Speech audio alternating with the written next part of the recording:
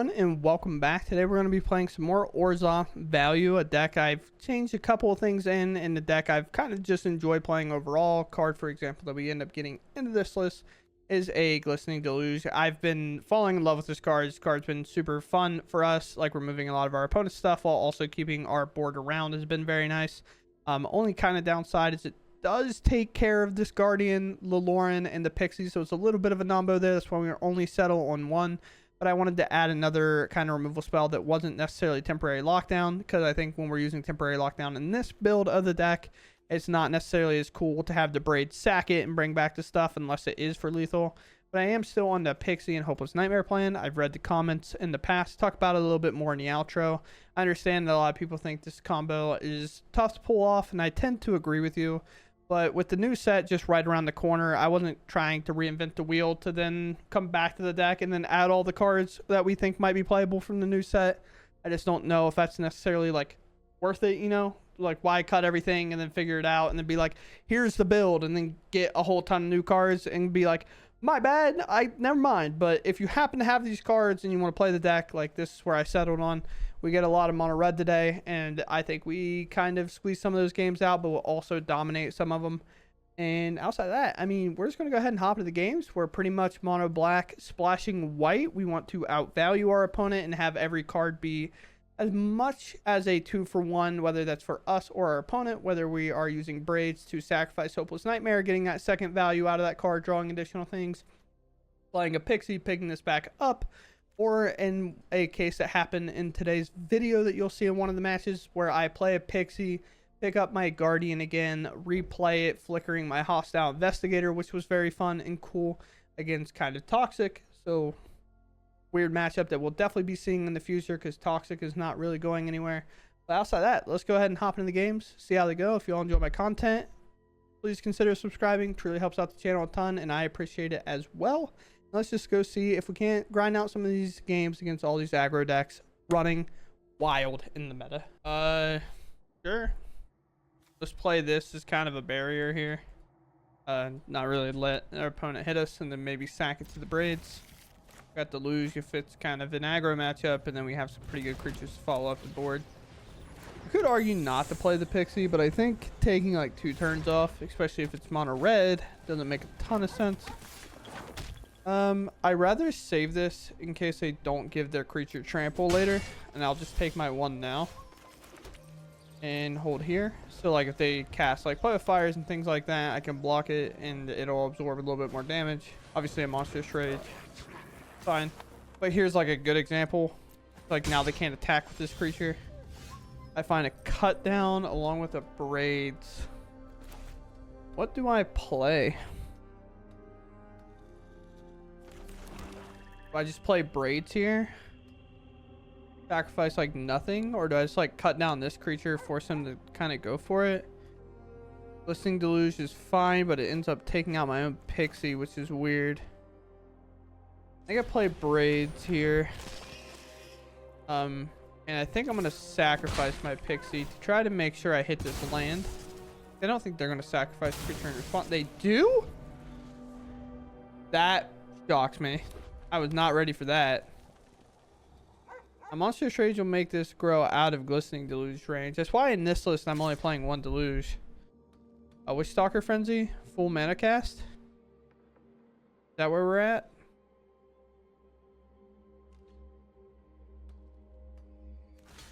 I'll force them to do stuff. They have to cast 2 spells, and one of them has to be a pump spell specifically. So like as you see, this goes up to a little bit higher, and then now they have to do something. Sure, I guess. Like a weird way to let that trick happen.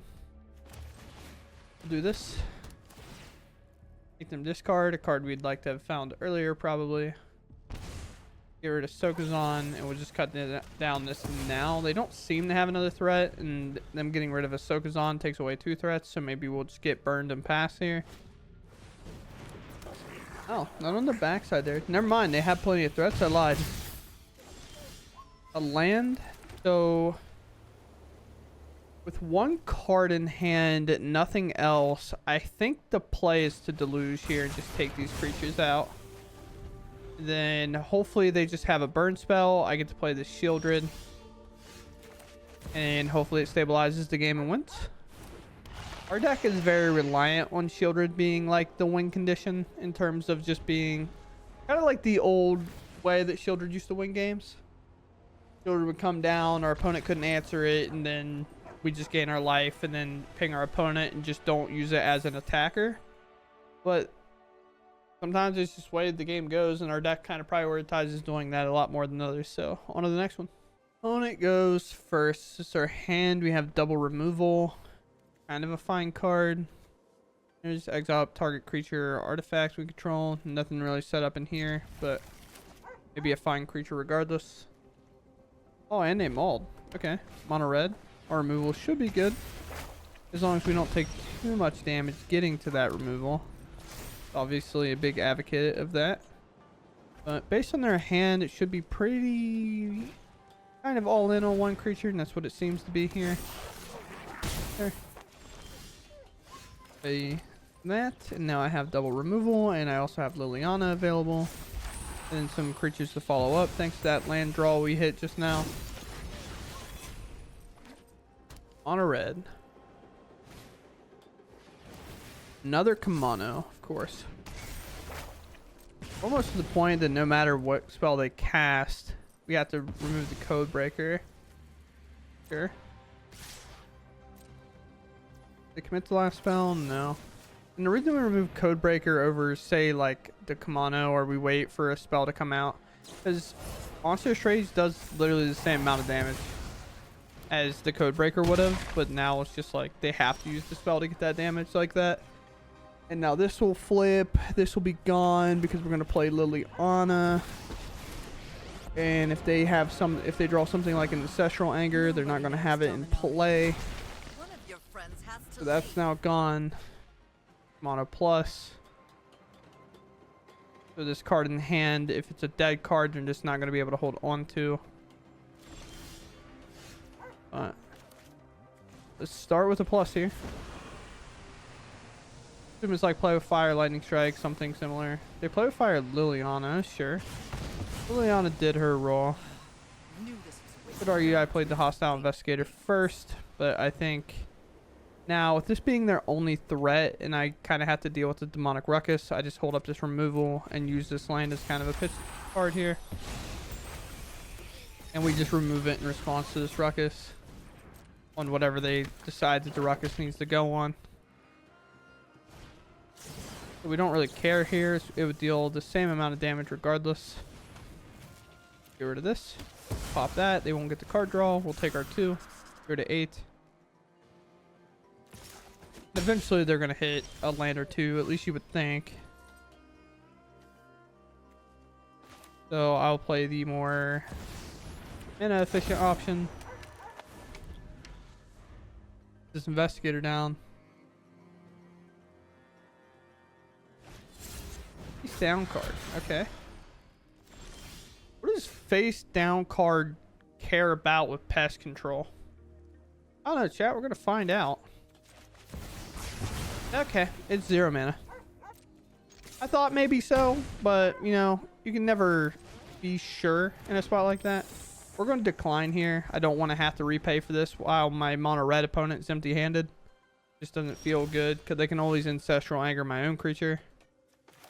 Let's play land. Now, I could bring this up and attack, but I think I'd rather do it a little bit differently here. Let's double attack here. Be like a Witch Stalker Frenzy, sure.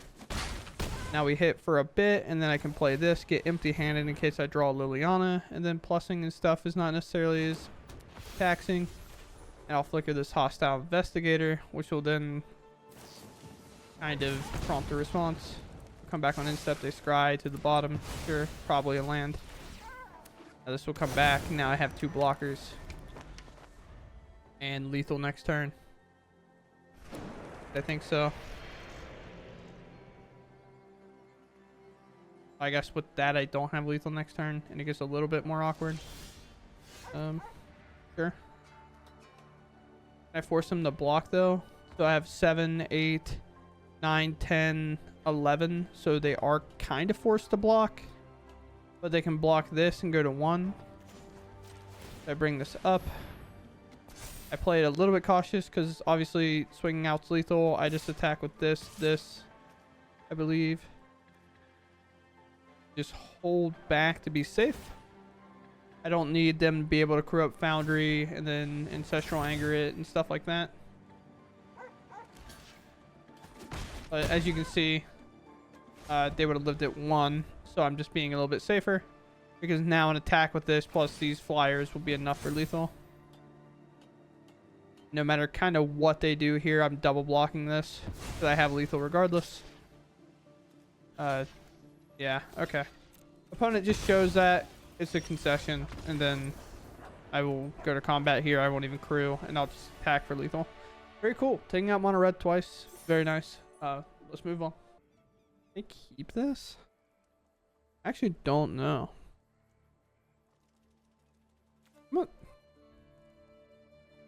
What a mall. The hand like did nothing. I'll keep here and I'll just let this go, I guess. It's like a weird thing where the hand actually did almost nothing. Too many swamps, but at least our demo field, I guess, is good to find a plains for this pest control. We just have to go for the third up and ready. Hopefully we can find a card that works. Playing around our cut down, at least it seems. Oh, not cycling that. Interesting. Now we're probably looking to go for the throw at the questing druid, but the only problem is with green, they have protection spells. Low fire. Kind of annoying. Because it's non-committal. Like they just get to hit me for it for free. They do another one. Resolve that whole stack. Another kind of non-committal move. Do you have the third play with fire, big dog? Go for this and see if they have the protection spell. They do not. Okay. Meant nothing else. Which is interesting to say the least. Maybe not really, but I like want to demo field them, but it just doesn't work out, especially with Hopeless Nightmare. If I needed a swamp, it would. They only have 2 cards in hand. Is it like worth me doing this and taking one of them? Kind of feels like it. Or is it worth me playing a Braids? I don't know. It's kind of a weird choice, I think. I think I play this and I take one of their cards away from them. Not need that kind of ding. What do we have here? Hopeless Nightmare on the stack. I think they're deciding whether their play with fire number 3 is worth it. Less triggers on the stack. They'll lose 2. Not necessarily worth it. Monstrous Rage? They really didn't commit that last turn?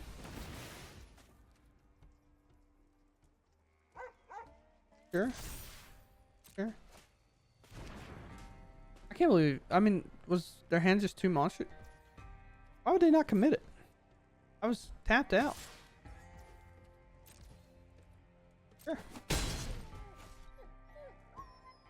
Might just have to cycle this pest control. I don't think it works. As soon as I do that, I probably find like the white source. Watch, it'll draw the white source every time. And now I found an additional white source. It is what it is, but it can be slightly annoying. Alright, maybe not exactly how I would have tapped, but I probably should have just played my swamp. We'll do that. We'll just keep the pest control on top. Maybe I can use it to pop this Swift Spear. Braids is most likely going to have to block. There's the Fling, maybe? I guess. The Fell Sword, I think it is. That they can buff their creature and throw it at me. No attacks. Okay. That's interesting enough on its own.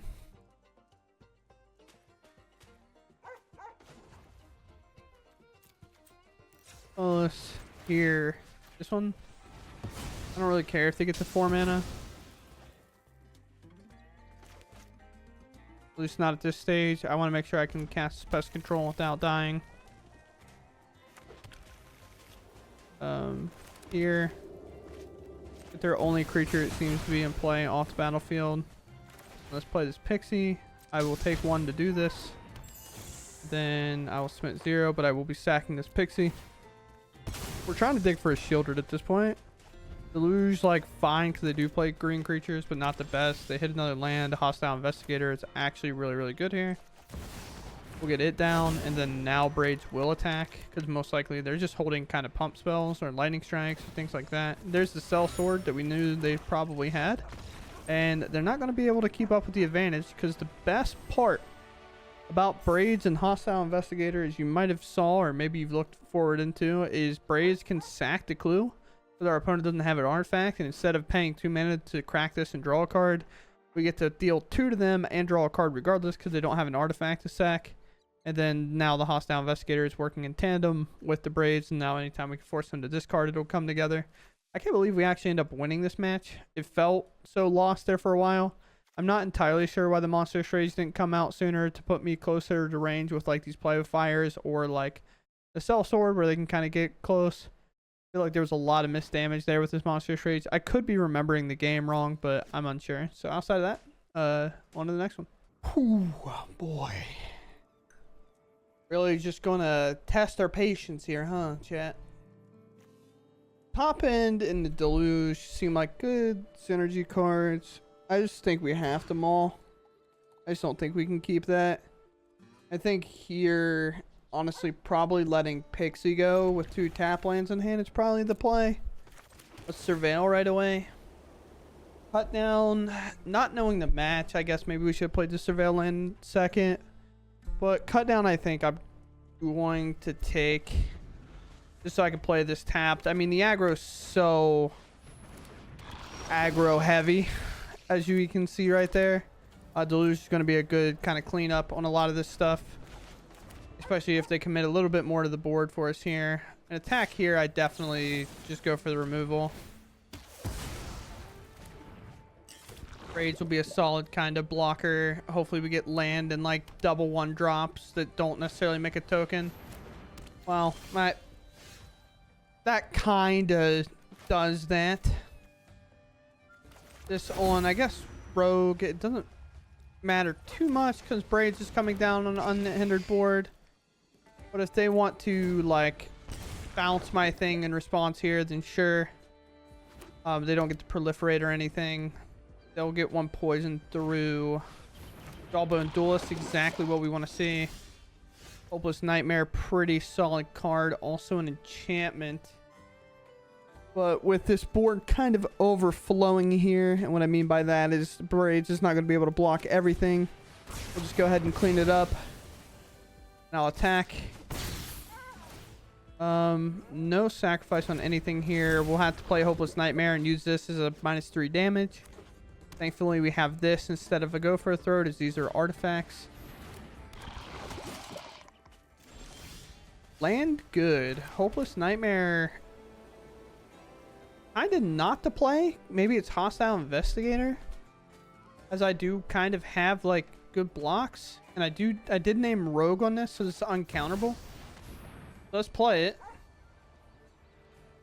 We already said it's uncounterable, and it looks like that's their thing they're holding up here, so we get around it. Evade a little bit. This will enter. It'll target them. They'll have to discard. Experimental Augury with no proliferate from us is very good, because they're not able to get extra damage in on us. Hostile Investigator coming in, target our opponent, and then Braids can sacrifice this artifact. No attack, just hold defense, hold the line. They can sacrifice an artifact they want. Hopefully they do. That's an enchantment. Thankfully they give it up. This does have double strike, so it's a little bit hard for us to kind of work our way around it. Forest is fine. Rot Priest is good. Our opponent most likely still playing cards that are like part of rotation, so we'll have to figure it out here. Let's go for the removal right away. The removal of the card in hand, I guess. And this is an enchantment, so Braids can sack it unless we pay 2. I guess I just let it go, right? Just give me another card. I'm gonna let it go. I'm gonna decline to pay. Don't really have to here. Let's surveil, see what we can find. Glypher pretty good in general. This is a blocker here. Might even be relevant enough to keep. And I can kind of attack with the creature, then flicker it.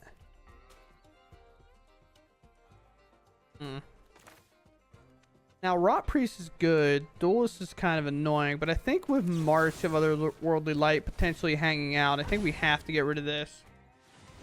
Plus, like, I'm not trying to take 4 poison just for free here. I get rid of this. If they want to sack a land, so be it. If not, I'll take my card draw. If they sack land, it just kind of helps out overall. So they sack to prevent. They make another token. They can attack all out here. They find another land, which benefits them. This attack I don't necessarily agree with. I think you either go all out or you don't attack at all. Yeah, pretty much where I kind of sat. Didn't necessarily like that attack too much. Can't block, has double strike. This one.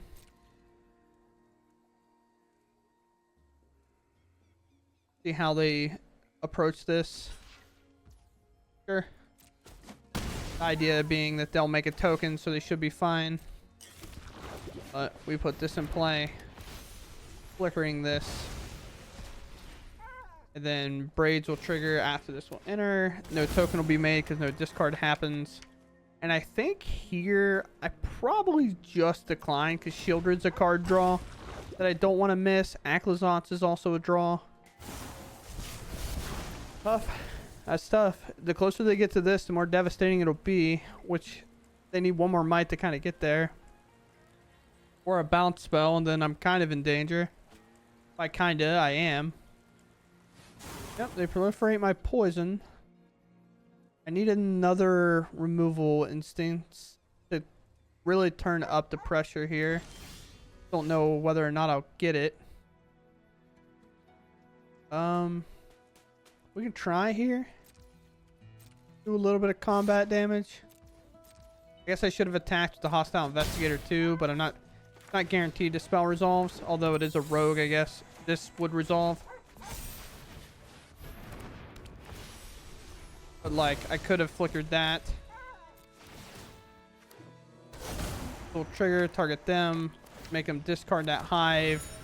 Raids will trigger, I'll target this, and now if they sack an artifact, it still feels like they're not necessarily catching up / falling behind. It's like a weird game. But Hostile Investigator definitely should have been attacking there. Now they're in this weird spot where no attack works. I have 5 damage coming in. Go for the Throat can pick this up, which is the only like really scary creature. And all out attack forces them to block here. Actually, I guess I go for the Throat and win, right? Yeah. That's just math. It's like a little confusing just because we see so many creatures in play, and I was like, oh, they can't cover it. I guess also they just died regardless. No, they live by 1, but then they died to the hive. Yeah, so we had it regardless. I guess I probably should have just slowed down and looked at the board a little bit. Kind of weird. You just see that locked up position and then have 1 card hit be a win. Opponent goes first. We can try this hand. It's definitely like a limit testing hand to see if it's like actually will work. We'll try. Blue red. Could be a few things. They surveil, they leave on top. I think Pixie's actually a good find here because now we can play Nightmare, play Pixie, pick up Nightmare. Hopefully no counterspell available from our opponent, which definitely is possible. Maybe we're against Pirates. Pirates would be an interesting choice. This is where maybe this card can find some value. Ill-timed Explosion is probably pretty solid against us. At the discard, probably hoping we don't hit the Pixie. Get more information. It is Pirates. Goes back up. Pixie will grow. Hopeless Nightmare ready to come back down. And we can play Cavern, play Hopeless Nightmare, and keep up Bitter Triumph. which is finding more and more value the more games we've played out as we kind of grind here. This coming in, this is fine. I think I allow this to hit and just use this as a trade-off piece against some of these other creatures. A nice land find here that doesn't actually tempo us out. Let's play Hopeless Nightmare. The Explorer does suck because they do find another card to kind of discard to the Hopeless Nightmare. So Hopeless Nightmare doesn't have near as much value as it would have. Now hold this off. We're looking to trade pretty much as many pieces as we can. And then rely on Braids into maybe a Steel Seraph to kind of crawl through this game. Pirates is all about early value and kind of getting through in a cheesy way. Using a thing like this to turn your creature off and things like that. So as long as we can kind of lock down everything, we should be fine. Just targeting there. And it has Ward 1, so I kind of have to let this happen. To take 3 life or discard a card. Might just be to discard a card. Actually, it's probably 3 life. I think all my cards are just solid enough to keep around. Like just this weird enough game.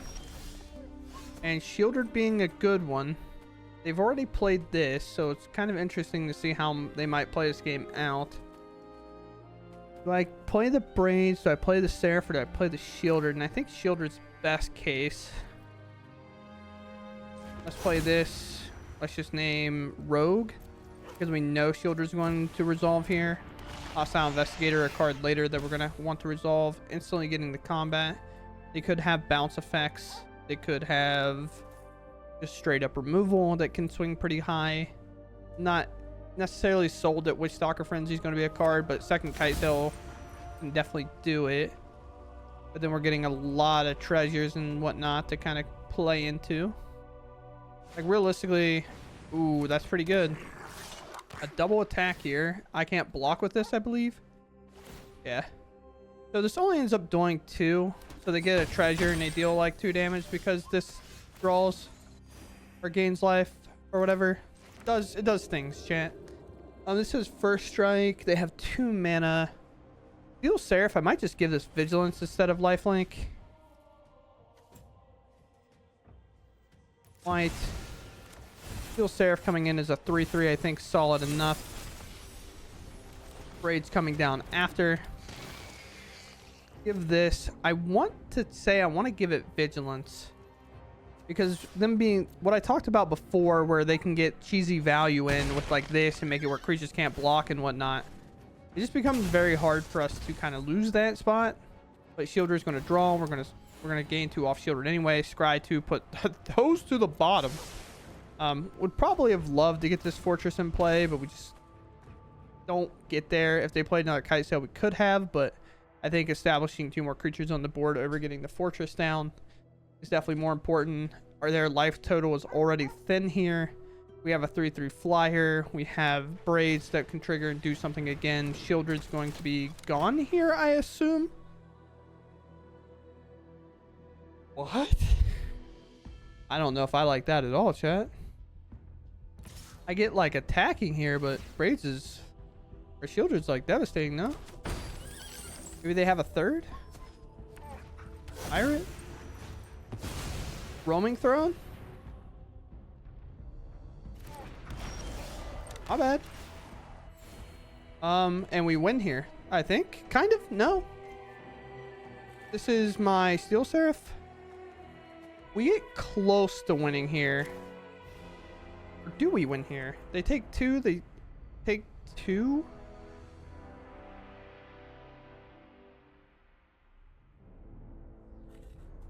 Huh. Well, they have to block, right?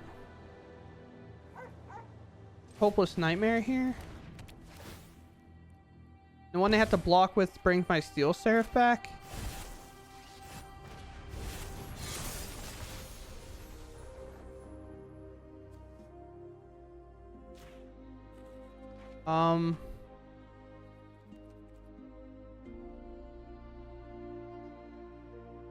Flying?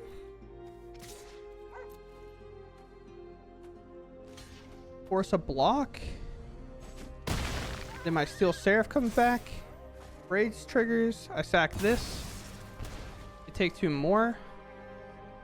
Oh, wow. If I had an extra mana, by the way, if I had an extra mana, all creatures lose all abilities until end of turn. What a sick draw that was if I had the mana to do it, because that would turn all these abilities off and make Roaming Throne useless here. So if they went to combat, I could cast, like on their upkeep, I could cast this, make all their creatures lose all abilities. What a draw that was. That's wild. So that would have been sweet. We didn't have the mana. Obviously this was an artifact, so now it kind of feels bad for that, but let's hop on to the outro. I think that performed pretty well today, so we'll talk about it. All right, so here we are. We're back on Orzhov. I do, trust me, I read comments. I know the concerns. A lot of people have had issues getting the Pixie to kind of work for them.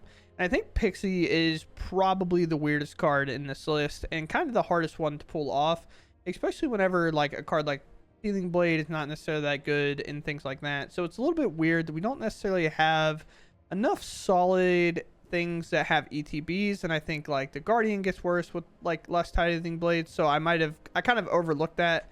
But just using this to flicker things like Hostile Investigator, I was willing to kind of keep it around and play that card, or do tricks where like we have Pixie come in the one game, pick up the Guardian, and then play the Guardian again, flickering our Hostile Investigator again, was really nice. But realistically, we kind of get to this weird spot with this deck. And honestly, if I'm playing these, I might want to go more into the prototypes, because flickering them then makes them come in as their bigger side, I believe. So we could use it as more of a value piece where like maybe we play the Worm instead of playing something like this, and using that Worm to then be flickered with the Guardian. So who really knows on that front?